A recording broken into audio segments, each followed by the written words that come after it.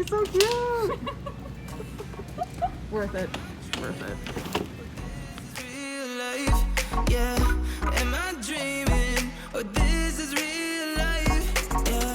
'Cause in my feelings, it just feels so right, yeah. Please tell me not dreaming. Don't wanna live a lie. I just saw you and don't believe it. Hello, and welcome to another episode of the Eventual Knits podcast. My name is Leah. I use she, her pronouns, and today is Thursday,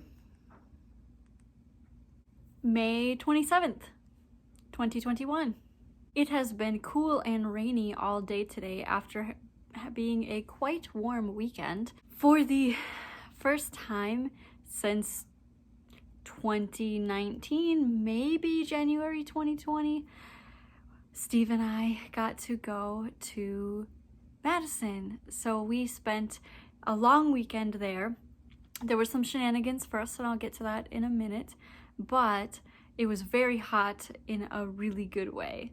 So on Friday, I decided to take off work early. I had a doctor's appointment, and then I had worked really hard earlier in the week, staying late and doing a bunch of additional work. So it's way easier in our department to balance the hours out without having to request a full day off or deal with like a little hour here or an hour there.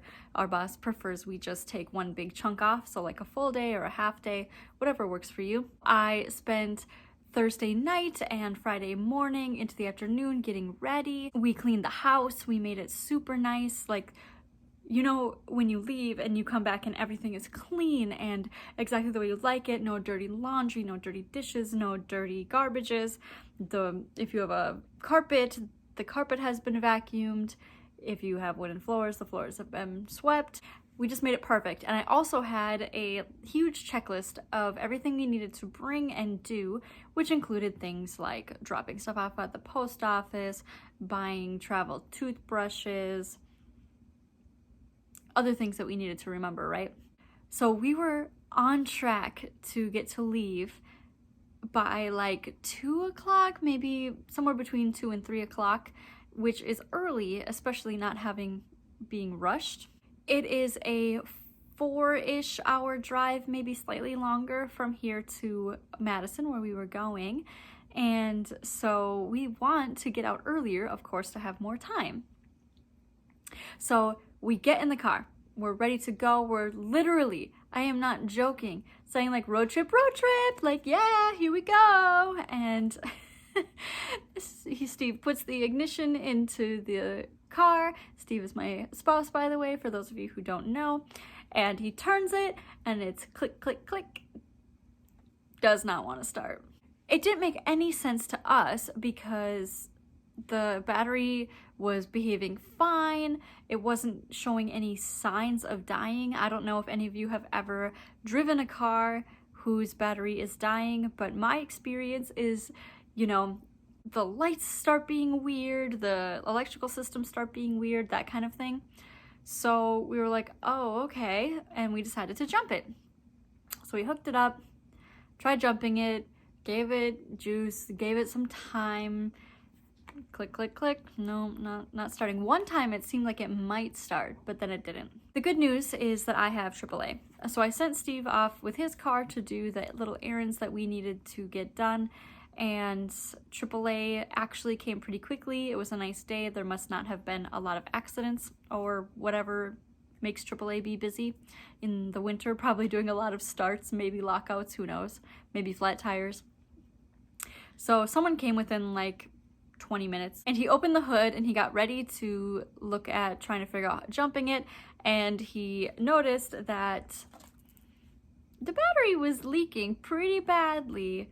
It basically exploded, he said, and I mean, it was an old battery, between 6 and 7 years old, so it did a good thing, but he like took it out of the car and it was like squat, like an ice cream sandwich that is starting to melt and you squished it.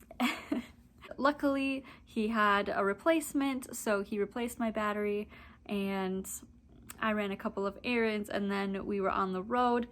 Unfortunately, we didn't get on the road until like 5 p.m. at this point, which was a bummer, but it was also like really funny. And honestly, I would rather that the car not start and then need to replace my battery than be on the road and then the car dies. I often see people on the side of the road and they don't have an obvious issue, like they aren't out of gas or they don't have a flat tire, and I always wonder what is wrong with the car, other than, of course, like a serious engine issue or something like that.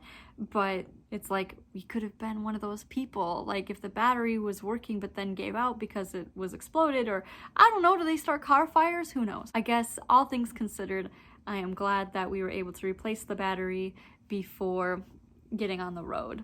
This is probably going to be the last battery that this car has before I get a new one, so you know, that's fine. Would guess that this was the only time that I have replaced the battery on this car, so that's pretty good.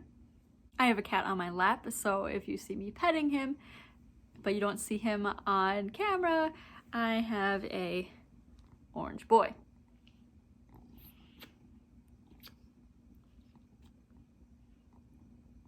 When we drive long distances, most of the time, Steve is very generous and he does the driving so that I can do the knitting. This trip was no different. We were listening to an episode of The Office Ladies. Sorry, I have cat fur on my face. And then we picked up where we left off over a year and a half ago with the first couple chapters of The Golden Compass on audiobook. Right now I'm kind of transitioning into finished objects, I guess. So the first thing I would like to talk about is what I worked on during the bulk of the drive down to Madison. I would call this a tale of two socks. Time Hop just told me that I finished Steve's first pair of socks, like the socks that I knit for him for the very first time 2 years ago, around this time. That does not seem that long ago. It seems so strange that I would have started knitting socks 2 years ago, or maybe 3 years ago would have been probably my first pair of socks, or 2.5 years ago. That's so wild to me.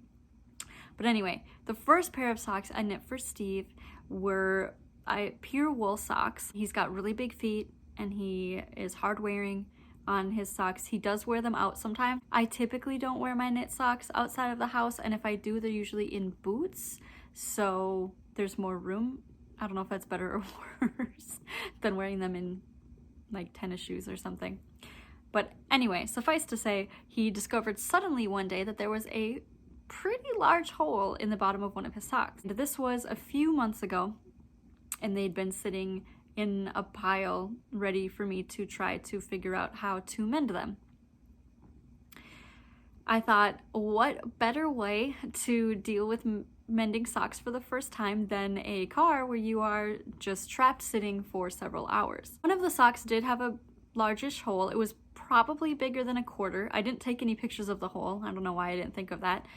I have watched one tutorial video on doing a sort of woven patch for a sock, and that was weeks or months ago, and I was in the car and I was too lazy to try to find a video, so I was like, I will just figure it out and it will be fine. It was okay.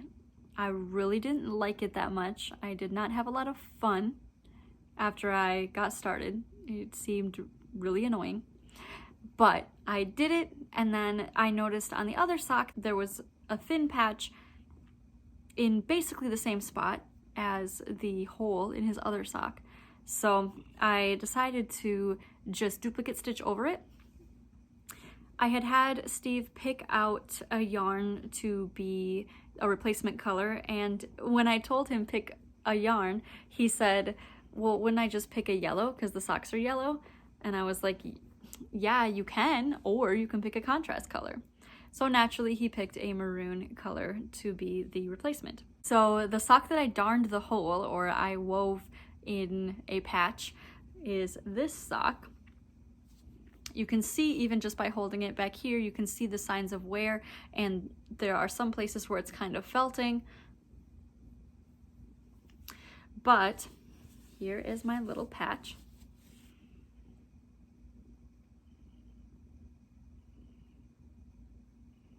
Basically what I did was I vertically made little stripes so that I could weave in going the opposite way. You may have just heard my freezer make ice just now.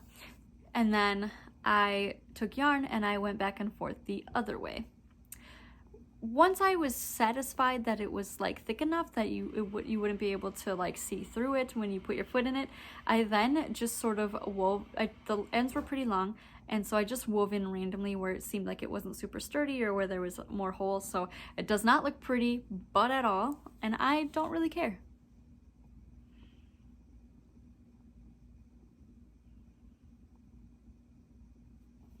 Again, you can see it's kind of thin up here, but it's not dire yet. It's more just felty than it is super thin at this point. The second sock, on the other hand, looks like this.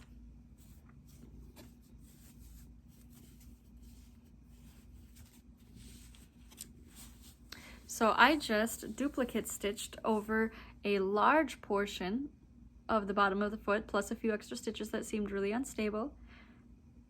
And that came out way better than the other one. As you can see, the yarn that I used for the patch is very beautiful. It is a Yeti Yarns color called Wine About It. That was way easier. I am quite familiar with duplicate stitch. In fact, I would say it is the first advanced knitting technique that I ever did and felt confident in. And yeah, so now he has a fully functional pair of socks again. I don't think they'll last all that much longer, but extending their life in any way is definitely a plus. So while that wasn't a fully finished object, I would say that is something new and something I am proud of and that I might not have done a few years ago. The next finished object I have is a pair of socks for Steve. It is so nice to be able to do socks for him in a reasonable amount of time. This first pair of socks that I ever knit him took me a long time because it took me multiple tries. So you can tell that the yarn for the main part of the foot is very different from the yarn that is for the cuff and the heel flap and gusset, because it was a yarn that started out really light, a light yellow, and then it got more and more black as it went on, mixed in. And I think I had changed techniques partway through, so I don't remember. I might have done an afterthought heel on this the first time, and then I knit the second sock and I used the heel flap and gusset, and Steve said he preferred the heel flap and gusset. So I actually went and I undid this whole section and redid it, adding a heel flap and gusset. Or something to that effect. Maybe the heel was different, I don't remember. Man. Just how felted that is. Anyway, this took a long time because I had, I think, 3 different runs at this sock. I basically ended up knitting 3 socks over the course of it. I don't remember exactly what I did between these two, but I remember I redid a lot of sections of it. As I mentioned in my last episode, being able to knit socks while at work during meetings, just going round and round and round on the foot, especially for someone with as large of a foot as Steve's. He wears a size 14 in men's, US men's shoes, and so his feet are massive. I finished his pair of the Legend of Zelda socks. So I finished this a couple weeks ago, and then I had started this one, I believe 2 weeks ago-ish, around my last episode, and then I worked on it during work, and then I finished it while in Madison. I knit a good chunk of this during the drive, and then I finished the toe on Sunday, maybe? So this yarn is Peach Queen Yarns, Hyrule's Princess, and Hyrule's Hero. I knit about 12 rows for the cuff I think I need to knit more. And I think I'm going to try doing non-twisted rib next time for either of our socks. I think I might knit a folded cuff. I really want to see what that seems like. So I knit 12 rows in twisted rib for the cuff, and then I did 3 stripes for the ankle before I started the heel flap and gusset. So I did that, did the heel turn. I used a slip stitch heel. I like using slip stitch heels. I think they look really nice. And then did the gusset, knit, and then decreased for a rounded toe. I personally think these are a little short. He likes them, but I don't know. I think they're a little short, which is kind of annoying, but I could always add on to it. So these match my pair of socks. I had made myself a pair of socks in these colors, and I'm going to see if I can get a third pair of socks out of the leftover yarn from this High Rose Princess colorway. Shorty socks, or maybe like ankle socks for an average woman's foot, like a size 8. We'll see. I'm gonna try, we'll see. I haven't weighed it to see how many grams are left. I think I can get a woman's pair of socks for under 50 grams. Like if it was somewhere between 45 and 48 grams, I bet I could get away with it. So I'm gonna weigh it and we'll see. So I have a bingo card that I'm doing for this year for my make whatever. I called it like make 25 since there are 25 spots on this card for bingo. And the goal is to get a blackout or get something made for each square on the board. I can cross out socks for Steve, which is the first one under the O. I could possibly cross out project with a new to me technique. Like, do I, because this took me a couple hours, I don't know, do I count darning doing a patch as a new to me technique? Is that a whole project, or is that just a piece of a project? I'm not really sure. Let me know what you think. All right, I do have one more finished object for you. I am wearing it. If you watched my vlog last week, you would know that I did finish my Hachi sweater. I love it. It is so comfortable and so nice. It was very easy to knit. I would say that the instructions were annoying, and I'll get to that in a minute. So the Hachi sweater has 2 cables that run the length of the sweater all the way down into a split hem. I don't know if you'll be able to see it. That actually comes straight out of the last cable repeat, which is really cool.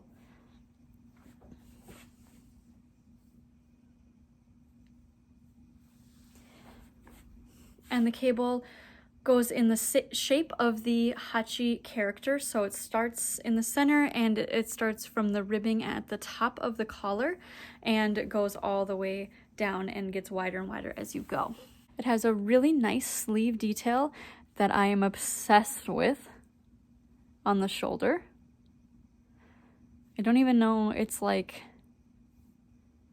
I don't know what to call this. I don't know what this detail is. If you know, please write it. But it's basically doing purl stitches or make ones, I think, maybe. Purl stitches and make ones, and then a knit stitch in the center.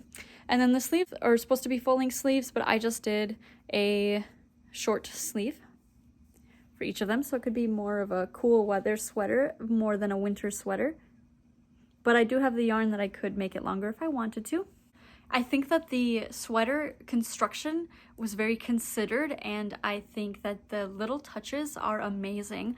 I love that the cables start straight from the ribbing and the collar. I think the collar was really well thought out. I think that the sleeve detail is fantastic, one of the best parts of the sweater. And then I really like how the split hem comes straight from the cables. The sweater construction is not difficult at all.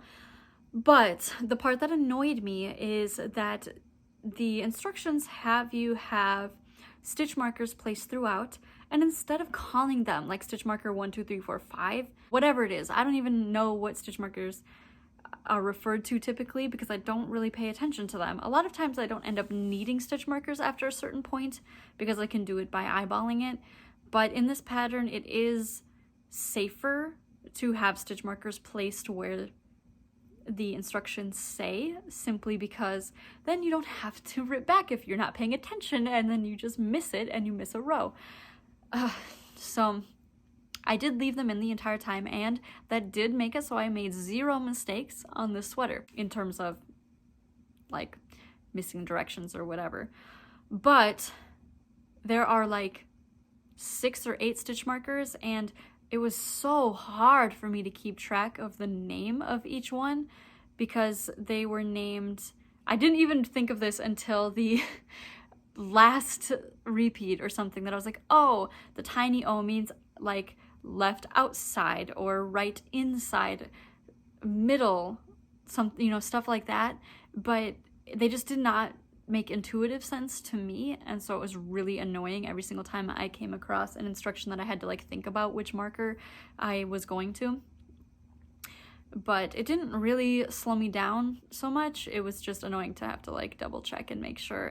The only part that I got confused on with the stitch markers was right at the very end when I was knitting the back hem, when I was trying to knit the back hem, because of the way the diagram is and because of the way the stitch markers are laid out, I was like, there is no way that this does not go to the back hem and that's gonna look terrible. And it's because I was like reading the chart for where the stitch markers were in the reverse. Like it just wanted you to look at it at a different angle than I was looking at it, I guess. And so I guess I technically had to, like, I knit and tanked back that section a couple times, but it was only the first row until I was like, oh, it's having me look at it from this angle. Okay, that makes sense, instead of the angle that I was approaching it from with the diagram. Otherwise, this is so easy to work on. It knits really fast. I didn't use nearly as much yarn as the pattern called for. I really think even with the sleeves, I'd still have a decent amount of yarn left over. But I also, like, I tend to, no matter what I'm doing, and I'll show this in my whips, but I tend to end up with a wider collar than I feel like you're supposed to, and it's probably because I knit loosely, so my collars end up bigger than expected. But I love the size of this collar, and I love that it's like, I don't know, like a football shape, like not quite a diamond. I don't know, it's really nice, and it's at like no risk of falling down my shoulders, and I have really sloped, narrow shoulders, and so I have that problem a lot. I love this sweater. I will put the rest of the project information in the show notes because I forgot to write down who the projects are from. All right, that is it for my finished objects. Let's move on to my works in progress. I had a really scary moment where I wasn't sure if I was filming, if I was just talking to my camera when the recording button wasn't on. At this time, I actually only have 2 works in progress. I started another version of the Capricorn crop top on the way down to Madison. I started it like right before we arrived in Madison because I'd finished darning the socks and I just needed something to work on for the last like leg of the journey that I didn't have to really look at. So I started, and I'm not sure that I really like it. I tend to do this where I'm like, well, I need something to work on, and so I bring a backup project and I start it on the way to Madison, and then I end up getting yarn while in Madison and then abandoning the project that I had started because I didn't like it. So that project that I am working on is the Oh May Tee by Nori-chan Knits. I started this on maybe Saturday, and I am already separated for the sleeves. I am knitting the size 5. This is a size inclusive top. I think there might be 12 sizes. And yeah, I am super excited. This is basically a stockinette knit top, including at the very beginning. I've never knit a top that just starts and lets you have a slightly rolled neckline. So I separated for the sleeves, and now I am just working the rest of the way down. This yarn is a Knit Circus yarn. It is called the Knit Sky Impressionist number 1 in the Breathtaking BFL. I probably would have purchased this colorway in a different yarn from theirs because it would show off the gradient a little bit more starkly, or like the contrast would be more evident, but I was just too hype and I was at Knit Circus. You guys, I got to go to Knit Circus. I got to go to the Knit Circus brick and mortar shop and see Bug and look around, and my friend and I were the only people there for like a half an hour. It was amazing. If you ever get the chance to go to Madison or you live anywhere near the area, you should definitely visit Knit Circus's shop. They have amazing colors. They also sell 150 gram skeins of yarn, and so I picked up 2. This one was not on sale, but the other one I did pick up was. On Thursday-ish, I think, Knit Circus had shared in their newsletter that they had a lot of yarns on sale that weren't listed on the site, and boy, were they not kidding. There was only like a page of yarn listed on their website, and there was the section of sale yarn was so big that it just looked like a regular yarn selection within the store. I was obsessed. They also are selling some of the old samples of their socks, and they knit them in a 6.5 women's-ish. Like, Sean has bigger feet than that, but she was able to also get a pair of socks that fit enough for her. And I also bought a pair of them. Like, oh my gosh, I got to buy some knit socks that were used for a sample at Knit Circus. Amazing. So anyway, the Omeiti is knit top down in almost entirely stockinette until you get to the hem. The hem is a lace hem, and it is a really pretty detail.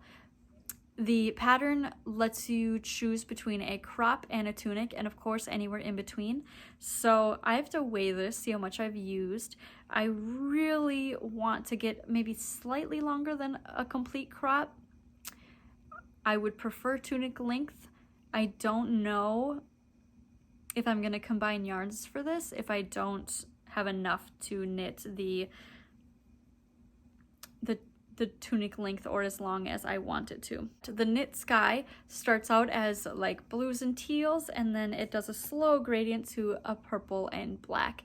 And you look at this beautiful gradient. I cannot wait to have a shirt that looks like this.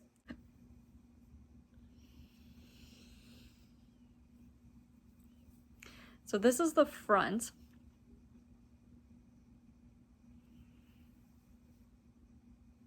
This part's interesting.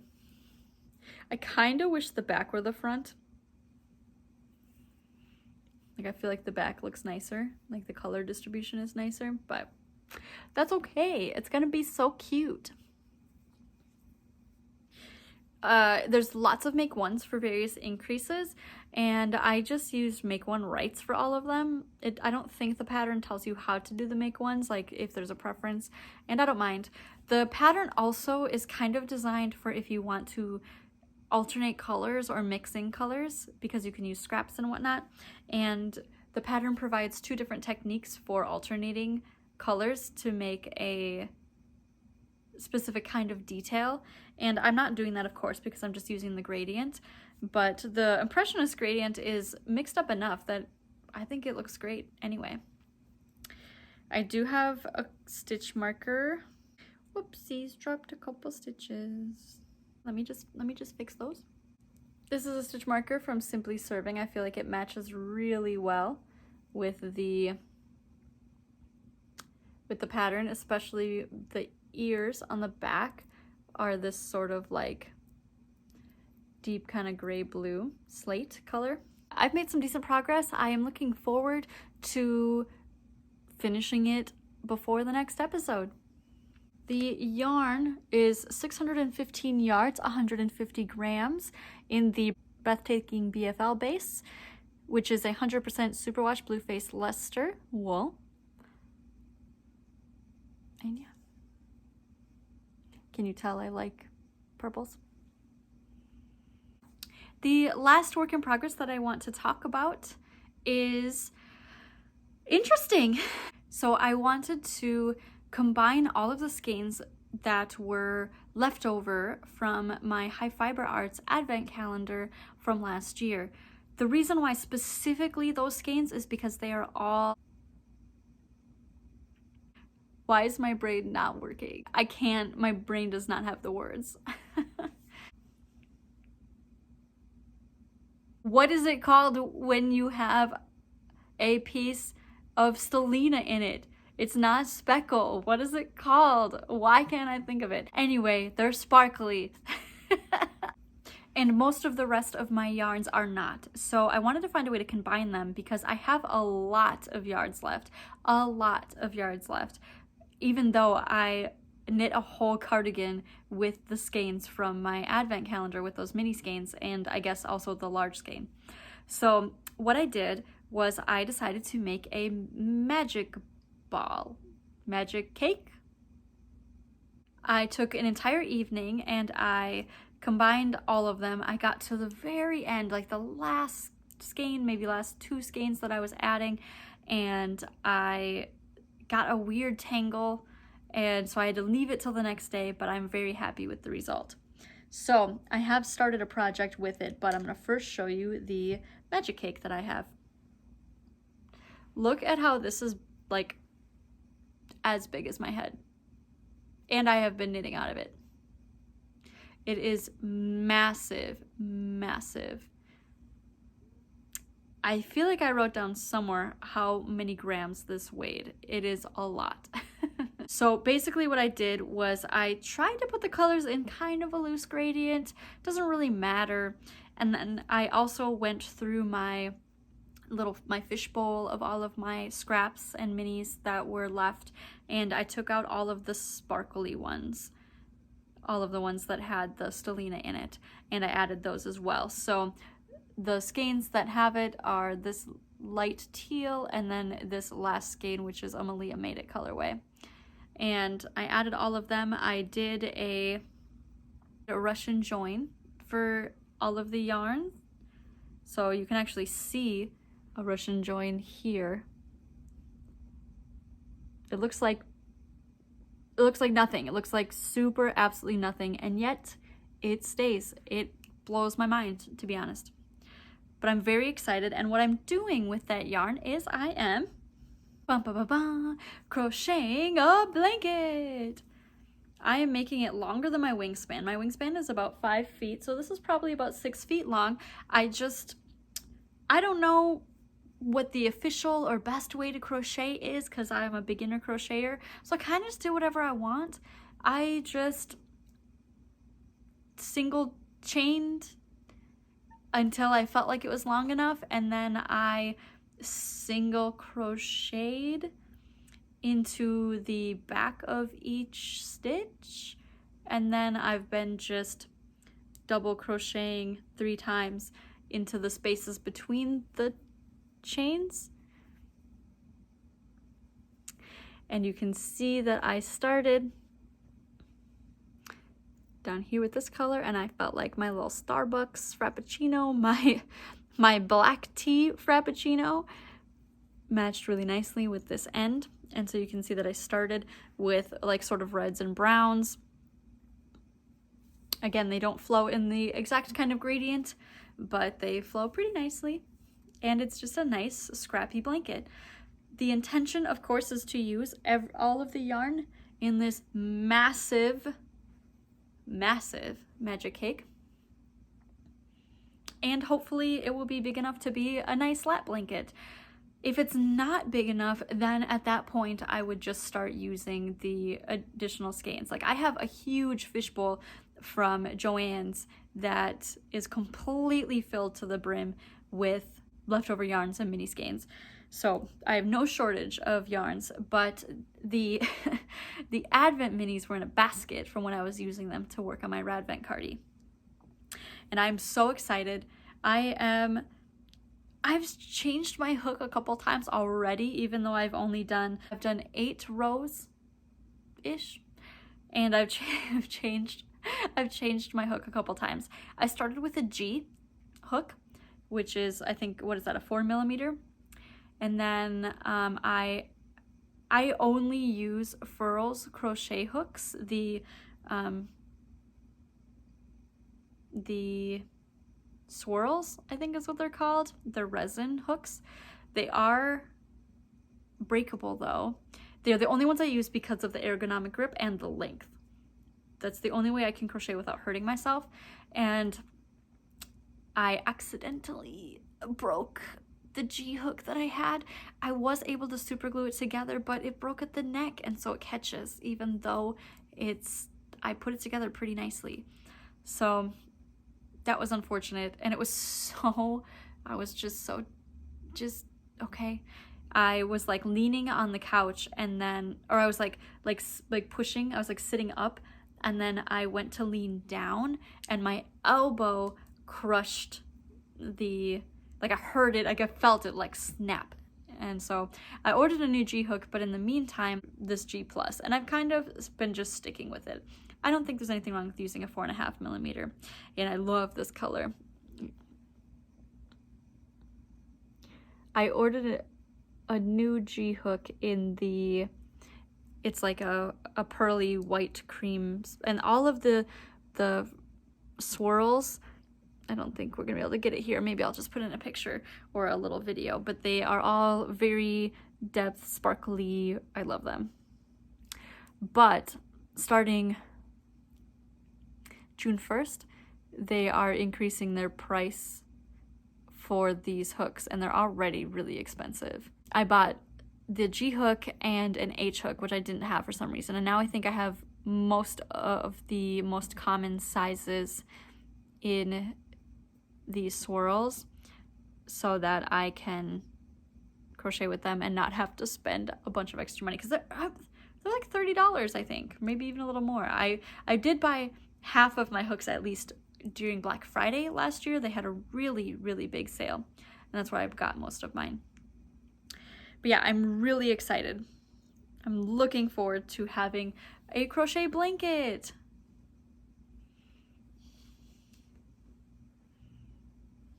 Oh, and I forgot. So for the Hachi sweater, I am going to cross out project that features cables.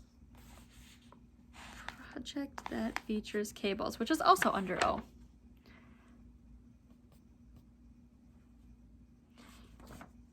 Awesome. All right, that is it for everything that I am working on currently. I feel really good about the projects that I'm working on. I feel energized and excited by them. I feel like I want to be making them. I'm liking the yarn choices. I'm feeling really good about that. I'm also feeling really good about making things that I'm going to actually wear. So this weekend, when we were in Madison, I actually wore my Capricorn crop top. I pointed out later to my friends, hey look, I used 2 different yarns for this, and they were like, oh my gosh, I would have never have noticed. And I was like, I know, exactly, it was meant to be. I'm one of those people who I like grew up wanting blankets all the time. Like I'm always kind of cold, and even when I'm not cold, I do want a blanket.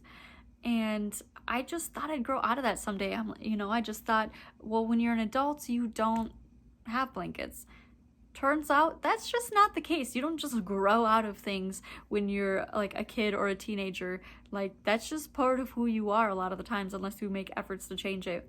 And I mean, at my places of employment, I have always brought blankets, including when I was a teacher. I shit you not, I had a classroom of 7th graders where I would wear a blanket. It was like a lap blanket, a fleece one. I would wear it like a skirt. I am not an adult. My kids loved it though, and they loved that I always had blankets available, because blankets make you feel safe and they make you feel warm, and it's hard to learn when you're freezing. And it's also hard to teach when you're freezing. So I do like to have blankets. I'm looking forward to having this blanket. I really like the idea of homemade blankets, and I have none. So, milestone. Okay, so I have a couple things that I do want to show you for today. The first is something that I've been meaning to show for at least 2 episodes. And I kept forgetting I'd have it with me, and then I'd miss it, in my talking. So they are these adorable handmade ceramic buttons by Dawn Landix of Knit Yarn Stuff. So these are beautiful rainbow colored buttons with little speckles. I cannot wait to make some kind of a cardigan with these buttons. It will be amazing, and you should go buy some. I think they're, well, I shouldn't make promises. I don't know. My phone cut out because it said my storage was full, and so I had to delete some stuff. I will not allow my phone to delete older messages. Like, I can't tell you the number of times that I've tried to, that I needed to find something, that I wanted to find some information or something like that, and using the search feature on my phone to my text messages going back to whenever is invaluable to me. I need it so much. So I was going through and deleting, like, my phone loves to download podcasts that are unnecessary, and so like deleting those and deleting photos that were in messages. I don't need any of that stuff. Anyway, so I kind of lost my train of thought. I think I was talking about Dawn Landix's buttons, and she also has other stuff, so you should definitely check out Knit Yarn Stuff and buy some stuff from her. When I was in Madison, we ended up going to the Sow's Ear at some point. So yes, I did buy a ton of stuff from Knit Circus, but I also ended up at Sow's Ear, which is in Verona, Wisconsin. It's a coffee shop, cafe, and also yarn shop. A couple weeks ago, Sow's Ear had posted some new yarn they were getting in from Stitch Together Studio, and I really, really wanted one of the skeins of yarn, and they had 2 skeins left of that yarn. I bought one, and I'm excited to show it here now. It is sort of like mermaid colors in teals, pinks, purples, blues, with, well, blue speckles, and yellow chunks and green chunks, and it is very mermaidy. It's called May 21 Iris or Irresistible, and it's Stitch Smooth Sock, 75% superwash merino, 25% nylon, 463 yards for 100 grams, so it's a little bit thinner. And yes, I was very excited to get some of this. The camera's not doing it justice. It's more neon looking than the camera is. It's making it look more washed out in pastel. It's probably my lights. But I was very excited to pick up a skein of this. So that is Stitch Together Studio. Rad yarn for rebels.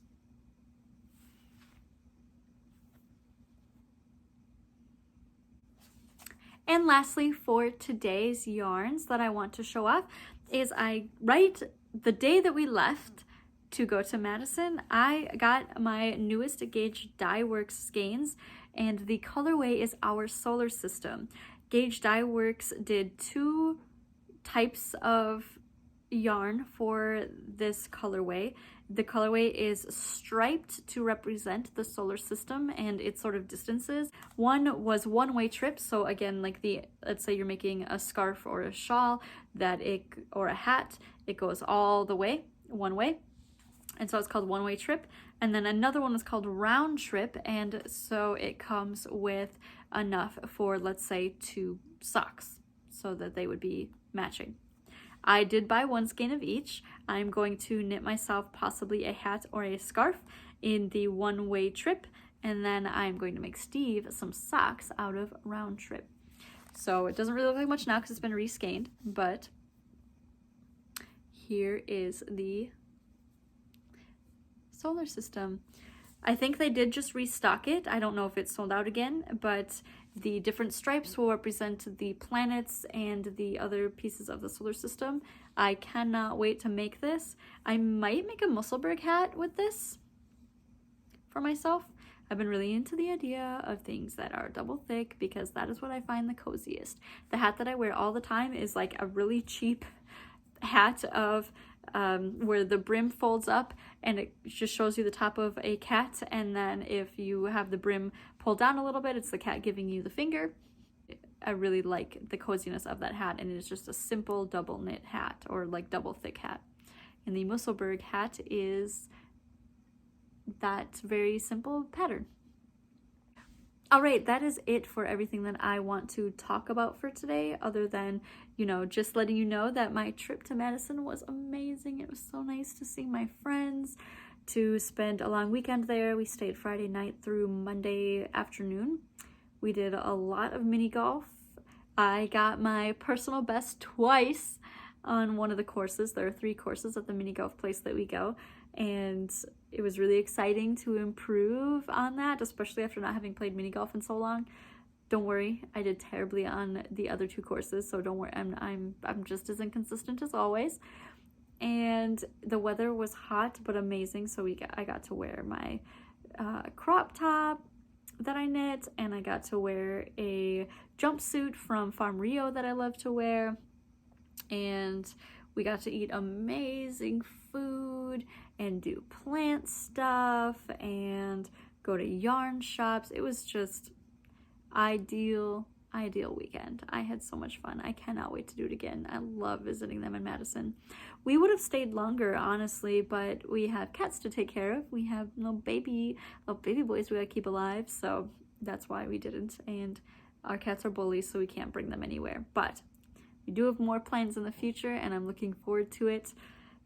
This weekend is mine and Steve's 12th anniversary. We've been together for 12 years on the 29th, this Saturday.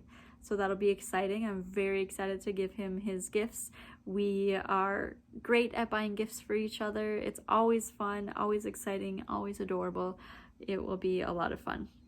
So that is what I am looking forward to this week. I will possibly do another vlog sometime between this episode and the next, but if I don't see you before then, I hope that you have a wonderful couple of weeks, and thank you so much for sticking with me. This was pretty long, but I had a lot of fun, and I hope you did too. Thank you so much for watching any of my podcasts. Feel free to always find me on Instagram, always comment here on YouTube. I love having conversations. Let me know if there's anything that's making you excited. Talk to you later. Bye.